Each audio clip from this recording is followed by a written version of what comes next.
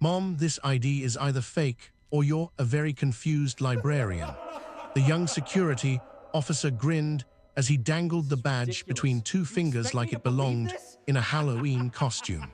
Behind him, two other guards tried not to laugh, one nudging the other with a muttered, "Is this some kind of Mission Impossible thing?" But the woman across the desk didn't flinch.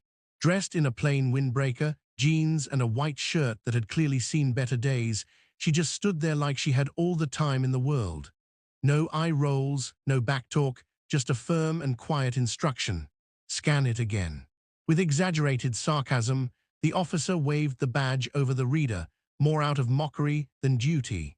This was one of the most secure military research facilities on the West Coast. No one got through without multiple verifications, and certainly not someone who looked like she hadn't seen a security checkpoint in a decade. But when he ran the badge, the scanner didn't reject it. Instead, the screen blinked twice, then froze. The monitors all flickered off. Then the main terminal glowed blue for a moment before lines of encrypted data began cascading down in real time. Everything rebooted, but instead of the usual interface, a black screen appeared bearing a glowing seal, one that no one in that room had ever seen before.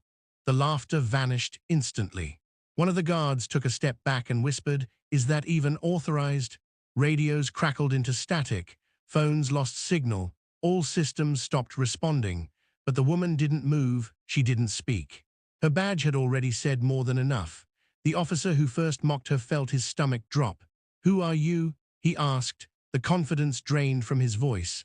She stepped forward slowly, her voice calm and surgical. "I'm who they call when the people you report to go missing." That's when the two men appeared behind her, not from the entrance, not through the usual hallways. They were simply there, clean suits, no visible weapons, eyes locked on the officer. "Director Monroe," one of them said with a slight bow. "We've been waiting." The guard blinked. "She's with you?" The taller man didn't hesitate. "Number, we're with her." That single sentence rearranged the entire chain of command. This wasn't a visitor with clearance. This was the architect. The protocol they knew was built by her hand. That badge, it was never meant to be swiped. It was designed to override. She wasn't attending a meeting. Her presence was the meeting. As she walked further into the corridor, lights adjusted to her steps. Doors clicked open without command. 2 floors up, in the surveillance hub, 2 analysts scrambled to understand what just bypassed every layer of security. "Who the hell is that?" one asked. Her ID just erased the firewall. The other stared at the symbol on screen. "That's not a badge. That's a command key." Back at the checkpoint, the original officer stood stiffly, sweat building on his temple. He didn't say another word. One of the other guards whispered, "We made fun of her." No one responded. The air was thick with realization. Because when someone walks into a classified facility without speaking, without showing force, and every system bends to their presence, it's not protocol.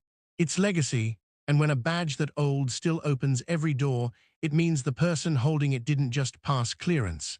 They wrote the first rules. No threats, no raised voice, just absolute control. Not because she demanded it, but because the system remembered her. No paperwork was filed. No one reported the incident. But every person who had laughed that morning carried her face in their memory, and none of them ever laughed again.